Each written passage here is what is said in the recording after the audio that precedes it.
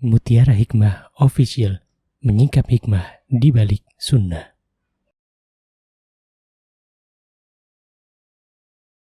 Salurkan donasi terbaik Anda untuk mendukung dakwah Mutiara Hikmah Official.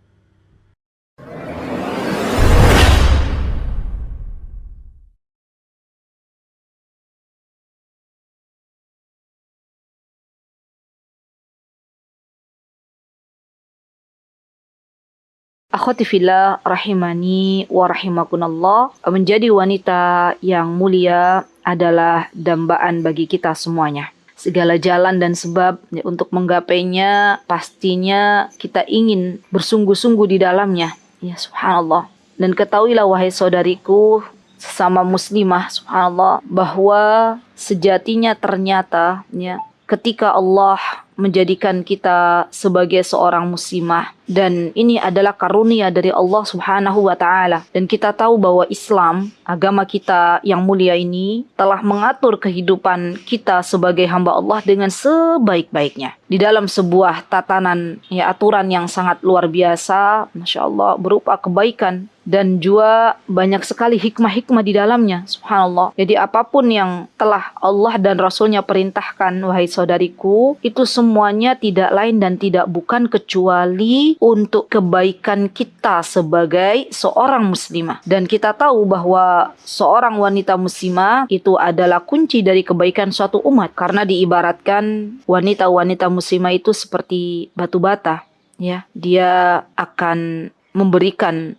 kontribusi yang sangat luar biasa untuk mendidik generasi-generasi yang akan datang. Seorang muslimah, dia adalah calon dari ibu bagi para pemimpin, dan seorang wanita muslimah kelak ia akan melahirkan calon-calon pemimpin yang akan merubah dunia ini ke arah yang lebih baik. Subhanallah. Jadi kalau wanita muslimahnya itu rusak, maka akan rusak pula lah generasi. Subhanallah. Jadi kita nih, saudariku, kita ini adalah wanita-wanita yang Allah telah takdirkan sebagai pengemban amanah pembangunan generasi umat yang akan datang. Dan agar kita tahu, teman-teman, apa sebenarnya yang mesti kita lakukan sebagai seorang wanita muslimah yang bisa menjaga iffah dan izzah, maka sebelum kita belajar lebih jauh, alangkah baiknya kita belajar terlebih dahulu apa sebenarnya izzah, apa sebenarnya iffah itu sendiri. Ketahuilah wahai saudariku bahwa izzah itu adalah sebuah kemuliaan yang harus kita cari,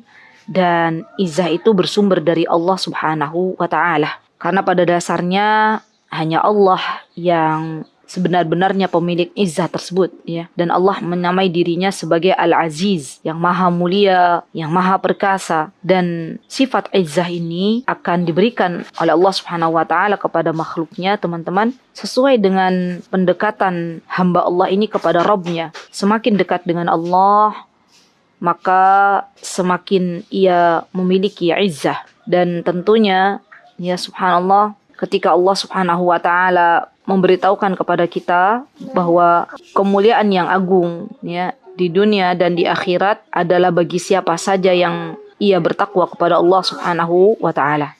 Orang yang terdekat, wanita muslimah yang terdekat adalah yang bisa menjaga kemuliaannya. Dan kemuliaan ini bisa diraih atas pemberian dari Allah Subhanahu wa taala. Dan sebaik-baik wanita yang mulia di hadapan Allah, teman-teman, adalah wanita-wanita yang bertakwa. Subhanallah. Wanita-wanita yang bertakwa, karena Allah Subhanahu wa taala seringkali, Masya Allah, memberikan kepada kita semuanya gambaran bahwa sejatinya takwa itu hendaklah kita cari, subhanallah. Sampai-sampai Rasulullah SAW pun seringkali beliau mewanti-wanti umatnya, memberikan wejangan kepada umatnya bahwa arti dari takwa itu sendiri, teman-teman, subhanallah, adalah sesuatu yang dia benar-benar bertakwa kepada Allah dengan takut kepada Allah, berbaik sangka kepada Allah, mengamalkan segala amal solih disertai dengan ilmu, dan menjauhi apa-apa yang dilarang oleh Allah Subhanahu wa taala sesuai dengan apa yang dia ketahuinya, dengan takut kepada Allah Subhanahu wa taala. Itulah arti takwa sebenarnya,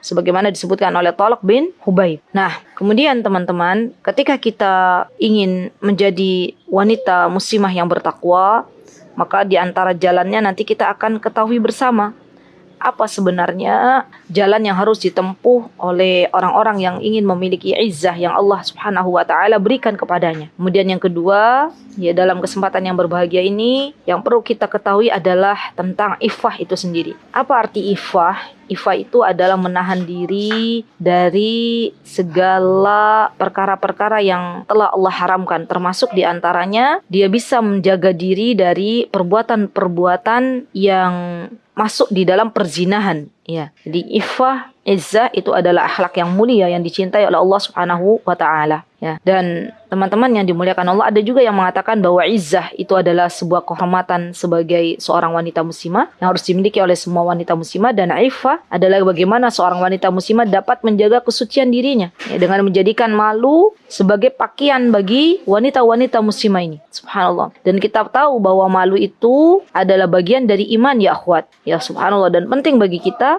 untuk memiliki rasa malu. Nah, setelah kita mengetahui apa definisi dari izzah, apa definisi dari iffah, maka yang harus kita pelajari juga kawan-kawan adalah bagaimana agar step by stepnya agar kita itu bisa mendapatkan izzah dan iffah dari Allah Subhanahu wa taala. Ya, disebutkan di dalam sebuah kitab, dan ini bagus teman-teman, boleh kalau teman-teman punya gitu atau yang belum punya juga nggak apa-apa, silakan nanti untuk bisa membelinya. Ada kitab bagus sekali, judulnya itu Hirasa Al-Fadilah karya Syekh Bakar bin Abdullah Abu Zaid ya. Itu membahas tentang bagaimana seharusnya kita wanita muslimah bisa menjaga diri kita. Ya subhanallah. Dan di sana beliau menjelaskan bahwa di antara kita ya sebagai wanita muslimah harus memiliki prinsip yang jelas. Karena teman-teman, kita itu ketika Allah memberikan kepada kita ya agama Islam untuk kita jalani, maka di situ ada prinsip-prinsip yang berlaku. Dan semakin seorang wanita muslimah dia bisa mengemban prinsipnya dengan baik, ya, tidak ikut kanan, tidak ikut kiri, tidak belok kiri, tidak belok kanan, tapi dia tetap lurus di rel yang telah dijelaskan oleh Al-Quran dan As-Sunnah, maka dia akan selamat. Ya. Dan Syekh mengatakan bahwa di antara yang mesti dilakukan, teman-teman, adalah hendaklah seorang wanita muslimah dia tahu bahwa keadaan dirinya itu berbeda dengan laki-laki. Jadi kita ini sebagai wanita muslimah hendaklah tahu dan meyakini bahwa adanya perbedaan antara laki-laki dan perempuan. Dan itu sudah benar-benar telah Allah atur sedemikian rupa. Masya Allah. Ya Allah Subhanahu wa taala yang telah menjelaskan di dalam surah Al-Imran, apa kata Allah Subhanahu wa taala? Walaysa dzakaru kal unsa. Dan laki-laki itu tidak sama dengan perempuan. Jadi Allah memang mentakdirkan bahwa laki-laki itu tidak sama dengan perempuan dalam bentuk penciptaan, teman-teman, dalam bentuk postur tubuh dan susunan anggota badannya. Ya. Dan ini yang harus kita benar-benar yakini. Karena kalau misalnya ada seseorang tidak meyakini hal ini, teman-teman, maka dia tidak yakin atau dia tidak puas dengan penciptaan yang telah Allah berikan kepadanya. Ya, perempuan ingin jadi laki-laki, laki-laki ingin jadi perempuan. Ya, atau misalnya waliyadzubillah yang memiliki dua kepribadian misalnya ya. Dan di sini penting sekali untuk kita semuanya bahwa ketika Allah telah mentakdirkan ya dan menentukan bahwa laki-laki itu tidak sama dengan perempuan, maka itu adalah fitrah gitu loh. Itu adalah fitrah.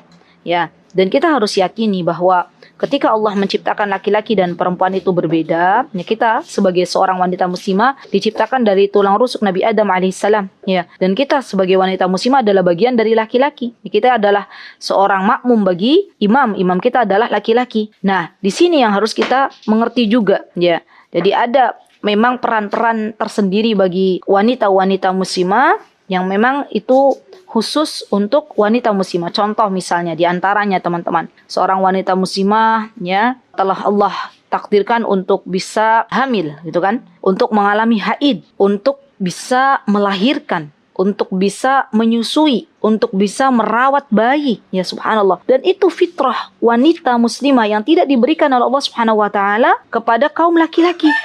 Dan kita harus bisa menerimanya dengan baik. Karena subhanallah, barang siapa yang tidak menerima takdir Allah, maka kehidupannya tidak akan bisa menenangkan dirinya. Subhanallah. Dan kita tahu teman-teman bahwa di dalam hukum-hukum syar'i memang sudah dijelaskan ya apa saja yang kekhususan bagi wanita-wanita muslimah, juga ada kekhususan bagi laki-laki. Ya, ini yang perlu kita pelajari juga, bahwa ada sedikit persamaan antara laki-laki dan perempuan, tapi bukan dari penciptaan, tapi dari segi pahala di sisi Allah Subhanahu wa taala. Apa kata Allah Subhanahu wa taala? Kata Allah Subhanahu wa taala, "Man 'amila shalihan min dzakarin aw unsa wa huwa mu'min." Barang siapa, kata Allah, yang mengerjakan amal salih, baik itu dari kalangan zakar, laki-laki maupun unsa, maupun wanita, teman-teman, wa huwa mu'min. Ya, barometernya adalah orang-orang beriman, maka Allah akan beri nuhyiyannahu hayatan thayyibah. Maka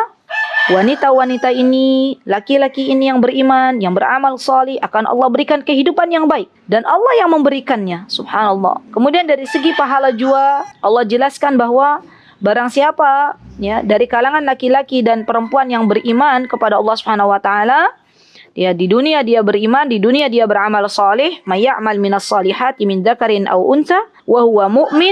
Apa kata Allah? Fa ulaika yadkhulunal jannah wa la yuzlamuna naqira. Maka mereka, kaum laki-laki dan perempuan yang beriman, yang beramal salih, akan Allah masukkan ke dalam surganya, dan mereka tidak akan dianiaya oleh Allah Subhanahu wa taala, tidak akan didolimi sedikit pun, ya. Jadi teman-teman yang saya cintai karena Allah, kita sudah tahu, ya, sudah paham bahwa kita sebagai wanita muslimah harus paham, harus mengerti bahwa Allah Subhanahu wa taala itu menciptakan kita dan laki-laki berbeda. Ya, dan Allah Subhanahu wa taala memberikan kepada kita semuanya ketentuan yang mana itu harus kita yakini, ya. Yakini bersama bahwa laki-laki dan perempuan punya ketetapan tersendiri dalam bab syariat. Dan Allah Subhanahu wa taala, subhanallah, kelak nanti di akhirat Allah akan memasukkan kita wanita-wanita muslimah dan laki-laki yang beriman kepada Allah, semuanya akan Allah masukkan ke dalam surganya. Baik, prinsip yang kedua yang harus kita ketahui, teman-teman, adalah bahwa kita ketika ingin dimuliakan, ya, ketika kita ingin menjadi wanita-wanita muslimah yang memiliki izzah dan iffah, maka yang perlu kita ketahui bersama adalah hendaklah kita berhijab, ya. Dan kita tahu, teman-teman, subhanallah, perintah hijab ini datang dari Allah Subhanahu wa taala, dari zat yang telah menciptakan kita semuanya, ya.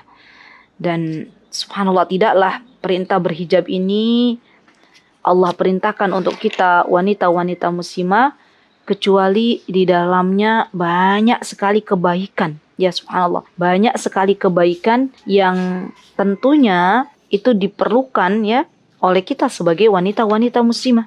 Ya, subhanallah. Dan kita tahu, ya, bahwa tidaklah Allah Subhanahu wa taala memerintahkan kepada kita semuanya dengan sebuah hal kecuali pastinya di situ Allah Subhanahu wa taala menginginkan kebaikan untuk kita semuanya. Baik, sekarang kita belajar, teman-teman, apa sih makna hijab, ya? Karena banyak sekali kita sebagai wanita muslimah itu sudah pernah dengar apa kalimat hijab, tapi belum paham apa sebenarnya makna hijab itu sendiri. Ya, Masya Allah. Baik, hijab, teman-teman, kalau secara umum, ya, itu artinya adalah menutupi. Ya, jadi hijab ini bukan hanya sekedar baju yang dipakai, tapi lebih dari itu, hijab itu adalah sesuatu yang bisa menutupi, gitu loh, ya. Dan ini, teman-teman, sesuatu yang telah Allah fitrahkan, dan ini selaras dengan fitrah, gitu loh. Kemudian nanti ada hijab ini bukan hanya untuk kaum wanita, tapi juga untuk kaum laki-laki, karena memang laki-laki dan perempuan punya karakteristik sendiri-sendiri, gitu loh. Dan laki-laki juga diperintahkan oleh Allah Subhanahu wa taala untuk menutupi auratnya, ya. Kita tahu bahwa auratnya laki-laki itu dari pusar sampai lutut. Dan seorang wanita, ya, subhanallah, dia juga diperintahkan oleh Allah Subhanahu wa taala untuk menutupi auratnya. Juga seorang wanita muslimah, dia hendaklah menutupi dirinya, ya, tidak mengobral dirinya untuk bisa dilihat oleh halayak ramai, ya, subhanallah. Dan ini hijab secara umum, jadi artinya adalah menutupi. Kemudian hijab yang secara khusus, teman-teman, artinya secara syar'i, secara istilahan adalah sesuatu yang bisa menutupi anggota tubuh,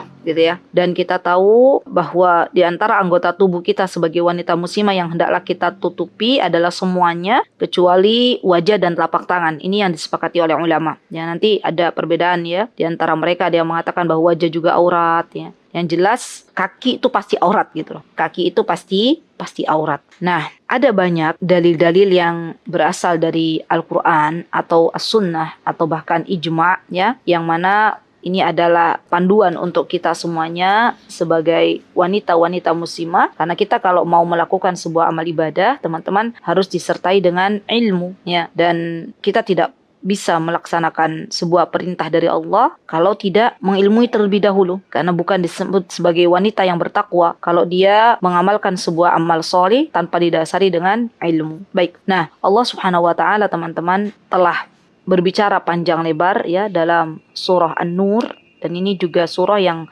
semestinya kita pelajari sebagai wanita-wanita muslimah. Hendaklah kita banyak mempelajari. Di antara yang patut kita pelajari, teman-teman, adalah surah An-Nur. Ya, catat baik-baik surah An-Nur. Dan ini penting bagi kita. Apa kata Allah Subhanahu wa Ta'ala dalam surah An-Nur? Ya, kata Allah Subhanahu wa Ta'ala, "Wala yubdina zinatahun." Ya, hendaklah kita nih kaum wanita janganlah menampakkan perhiasan kita. Berarti kita harus menutupi perhiasan kita. Illa ma dhaharu minha, kecuali yang biasa nampak daripadanya, ya, maksudnya perhiasan-perhiasan zahir yang biasa tampak, ya. Kalau disebutkan yang biasa tampak itu, para ulama menyebutkan yang biasa dipakaikan perhiasan. Berarti kepala itu kan ada anting yang dipakai, atau misalnya bagian leher itu biasanya ada kalung yang dipakai, atau bagian jemari itu biasanya ada cincin yang dipakai. Maka itu yang biasa nampak gitu loh.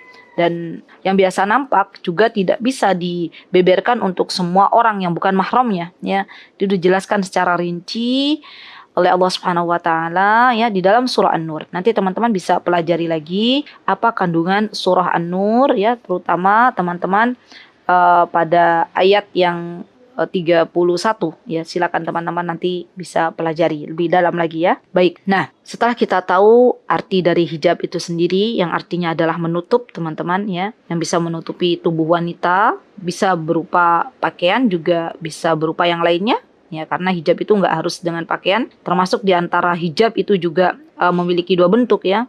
Ada di antara hijabnya seorang wanita berdiam diri di dalam rumah ya, karena rumah itu bisa menutupi kita wanita-wanita muslimah dari pandangan kaum laki-laki asing ya, dan juga ketika kita berhijab di rumah kita ya, dengan rumah gitu, maka kita pun bisa terselamatkan dari yang namanya campur baur antara laki-laki yang bukan mahram kita. Kemudian di antara bentuk hijab juga yaitu dengan pakaian. Ya, pakaian yang terdiri dari apa, teman-teman? Hijab kita itu yang terdiri dari jilbab dan khimar. Nah, ini penting ya. Penting. Jadi kita harus paham juga bahwa hijab itu artinya bukan jilbab. Beda antara hijab dan jilbab. Ya, kalau hijab itu artinya menutup, kalau jilbab itu nanti kita akan pelajari apa jilbab, apa itu khimar gitu ya. Baik, yang akan kita pelajari yang pertama kali adalah, teman-teman ya, apa itu jilbab. Jilbab itu mufrad, jamaknya jalabib. Ya, jalabib itu jamak. Apa yang dinamakan dengan jilbab? Jilbab itu pakaian tebal yang biasa menutupi tubuh wanita-wanita muslimah. Ya, baik itu di zaman dulu maupun zaman sekarang. Ya, yang mana dia pakaian itu menutupi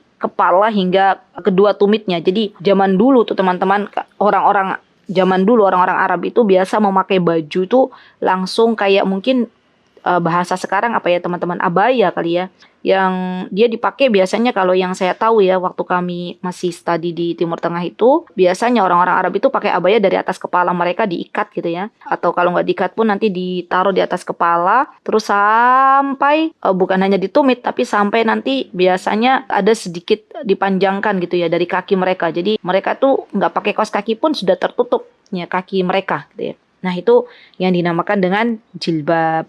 Baik. Kemudian ya, jilbab ini, teman-teman, memiliki syarat-syarat tertentu. Jadi nggak semuanya kain bisa dikatakan sebagai jilbab. Ya, karena memang fungsinya jilbab kan menutupi lekak-lekuk tubuh gitu kan. Menutupi apa-apa yang memang harus ditutupi gitu ya. Nah, di antara syarat di dalam agama kita, agama Islam ini, di antara syarat jilbab yang syar'i, di antaranya kainnya itu harus tebal, ya, nggak bisa transparan. Jadi kalau misalnya ada orang dia menutupi tubuhnya dengan sebuah kain, tapi ternyata kainnya itu masih bisa terlihat gitu ya, transparan, atau mungkin bolong-bolong sedikit gitu ya, renda-renda, dan itu ada bolong-bolongnya, itu belum disebut dengan jilbab syar'i ya, karena dia kainnya harus tebal, memang harus menutupi ya, dan juga tidak menerawang gitu loh, tidak menerawang ya. Baik, dan jilbab ini pun tidak ditujukan untuk sebuah perhiasan, ya. Tapi memang ditunjukkan untuk menutup aurat itu sendiri, ya, subhanallah. Dan jilbab ini teman-teman yang memang diperintahkan oleh syariat kita, ya, tidak membentuk tubuh. Jadi mungkin kainnya tuh bukan model kain yang apa ya, kalau zaman sekarang kan ada kan kain yang dipakai tuh malah jadi membentuk tubuh. Nah, itu juga bukan termasuk dari jilbab yang disyariatkan di dalam agama kita. Jilbab yang disyariatkan tuh dia harus benar-benar kainnya tebal, tidak membentuk tubuh, dan juga tidak dipakai dalam rangka untuk berhiasnya. Baik, itu jilbab. Kemudian yang kedua, dengan apa wanita berhijab? Tadi selain dengan rumahnya, yaitu dengan khimar. Apa sih himar? Himar itu bentuk tunggal dan jamaknya adalah khumur. Artinya sesuatu yang bisa digunakan oleh seorang wanita untuk menutupi wajah, leher, dan dadanya, ya. Jadi segala sesuatu yang bisa menutupi diri wanita itu dari laki-laki yang bukan mahram, terutama bagian kepala, wajah, leher, dan dada, maka itu disebut dengan himar. Ya, ini beda ya antara himar dan jilbab. Nah, teman-teman yang saya cintai karena Allah, jadi sekarang kita tahu bahwa di antara yang bisa kita lakukan agar kita menjadi wanita-wanita yang bisa menjaga izzah dan ifah kita adalah berhijab. Ya, berhijab. Dan kita sudah tahu mana dalilnya tadi, kan ada surah An-Nisa, ya kan, ayat 31, dan ada juga surat Al-Ahzab, ya. Dan ini juga teman-teman, surah Al-Ahzab juga subhanallah surah yang seharusnya kita tadabburi bersama, karena di situ juga ada poin-poin di mana Allah Subhanahu wa taala menyebutkan perintah khusus bagi kita wanita-wanita muslimah, ya. Nanti ada, dan khusus itu ditunjukkan untuk kita wanita-wanita muslimah, terutama dalam surah Al-Ahzab ayat 32, teman-teman. Boleh dicatat ya, nanti dipelajari lagi tafsirnya, karena memang itu untuk kita, ya, untuk kita sebagai wanita-wanita muslimah. Baik. Setelah kita tahu teman-teman, langkah pertama adalah kita harus berhijab, dan kita sudah tahu apa itu hijab, apa itu jilbab, apa perbedaannya antara jilbab dan apa perbedaannya antara khimar. Maka kemudian langkah yang kedua teman-teman yang harus kita ketahui bersama agar kita bisa menjadi wanita-wanita yang Allah berikan sifat izzah, sifat iffah, ya. Di antaranya apa yang dijelaskan oleh Syekh, di antaranya teman-teman adalah kita mesti tinggal di rumah gitu ya, subhanallah. Karena kenapa demikian? Karena dengan tinggalnya kita di rumah, teman-teman, itu adalah perintah dari Allah Subhanahu wa taala. Ya, bukan kata saya, bukan.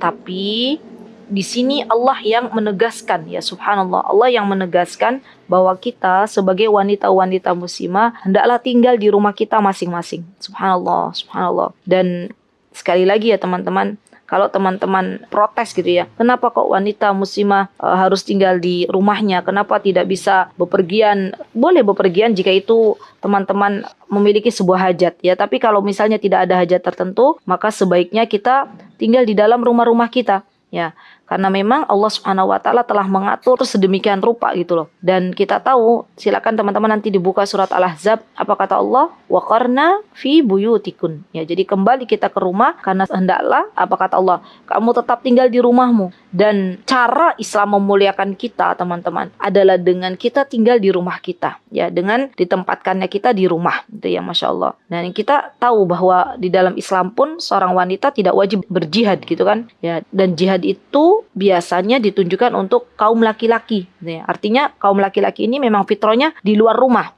Wanita fitrahnya teman-teman adalah di dalam rumah gitu loh. Dan ini fitrah yang memang sudah Allah telah tetapkan sedemikian rupa sehingga kita harus tahu bahwa ketika fitrah kita terbalik-balik gitu loh. Laki-laki di dalam rumah, wanita di luar rumah, itu akan ada ketidakteraturan. Ya, contoh misalnya. Contoh nih teman-teman. Seharusnya laki-laki yang mencari nafkah, wanita yang tinggal di rumah mendidik anak-anak, mengurus rumah, ya. Tapi kalau fitrah itu dibalik, fitrahnya dibalik, laki-laki yang di dalam rumah mengurusi segala tetek bengek rumah tangga gitu ya, membersihkan, ya macam-macam ya, mengurusi anak-anak. Dan seorang wanitanya dia tinggal di luar rumah untuk mencari nafkah, yang ada ya semuanya mengeluh. Laki-lakinya mengeluh karena memang bukan bidangnya untuk mengurusi anak-anak gitu ya. Karena memang Allah telah tetapkan ya subhanallah kesabaran yang ekstra untuk para ibu untuk bisa sabar dalam mendidik anak-anak gitu loh. Bisa merasakan apa yang anak-anaknya rasakan, itu fitrahnya seorang ibu.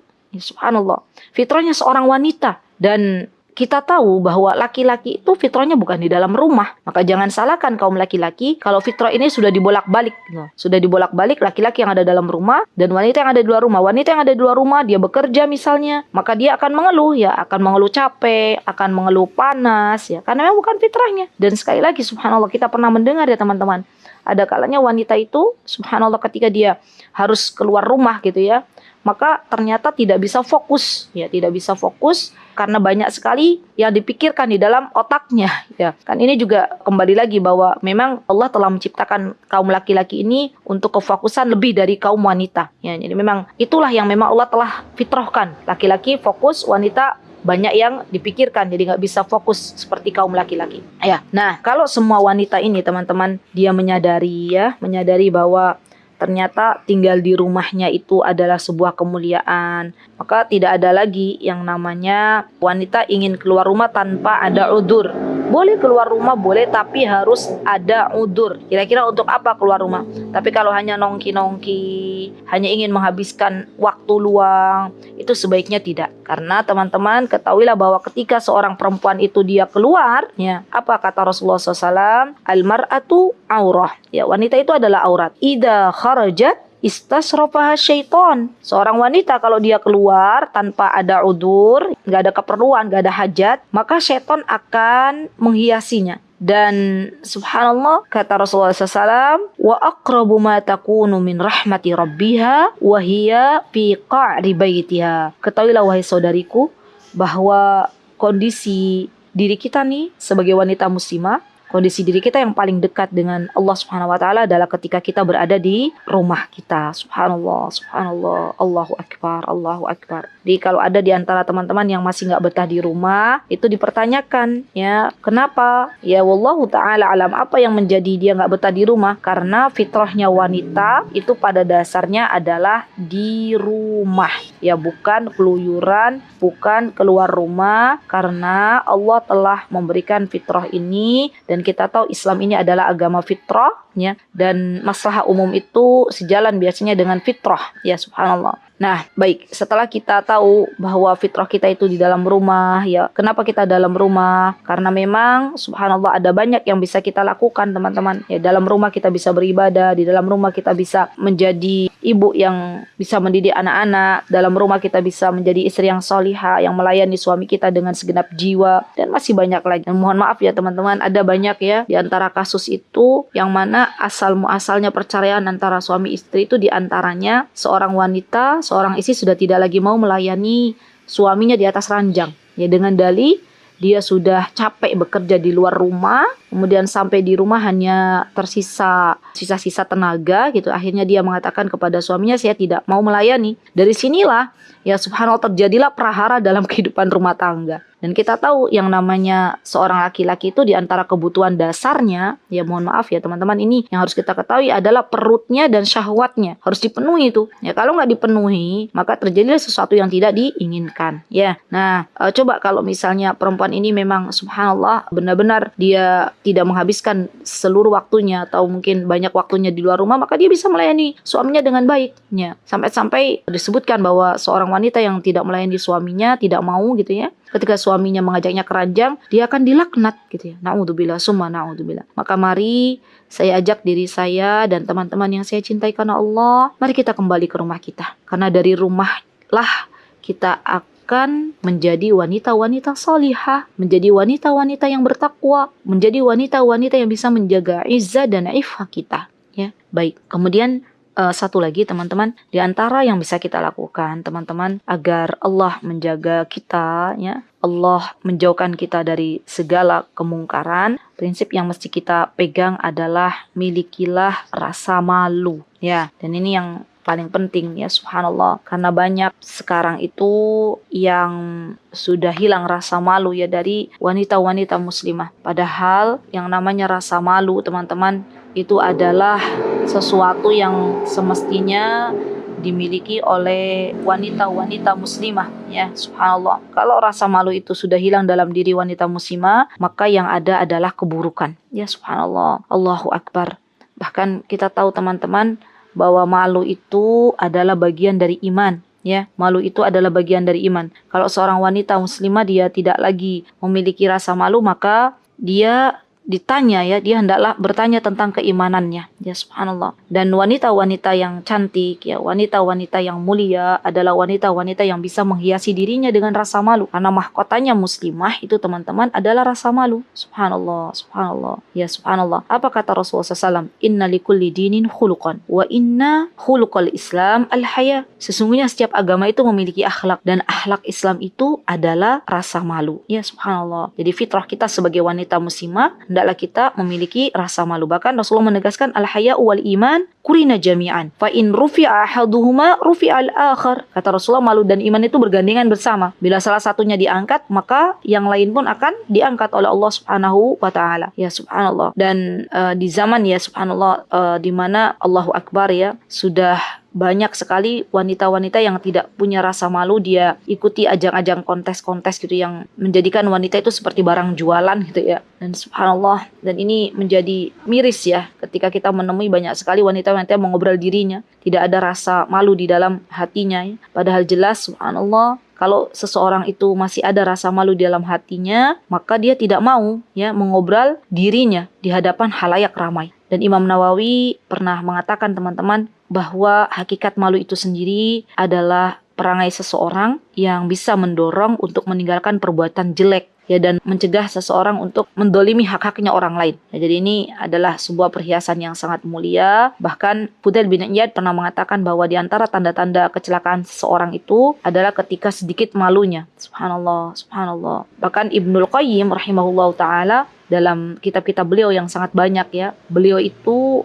sampai menggabungkan, ya, antara kondisi hati seseorang itu dilihat dari rasa malunya. Ya, subhanallah. Kalau dia semakin banyak malunya berarti kondisi hatinya semakin hidup, ya. Tapi kalau misalnya, ya, subhanallah, dia tidak ada lagi rasa malu, maka perlu ditanya kira-kira apa yang ada di dalam hatinya. Subhanallah. Allahu Akbar. Dan malu ini teman-teman, ya, merupakan salah satu sifat yang telah Allah berikan kepada siapa yang Allah kehendaki. Ya, subhanallah. Dan kita tahu bahwa di antara doa kita adalah Allahumma ni as'alukal huda wa tuqa wal afafa wal ghina. Ya, ini juga doa agar kita diberikan rasa iffah, diberikan rasa mulia di hadapan Allah Subhanahu wa taala. Dan kita minta kepada Allah Subhanahu wa taala agar sifat malu ini bisa senantiasa ada di dalam diri kita masing-masing. Ya, subhanallah. Karena ketika Allah sudah mencabut rasa malu, maka yang ada adalah keburukan. Ya, subhanallah. Bahkan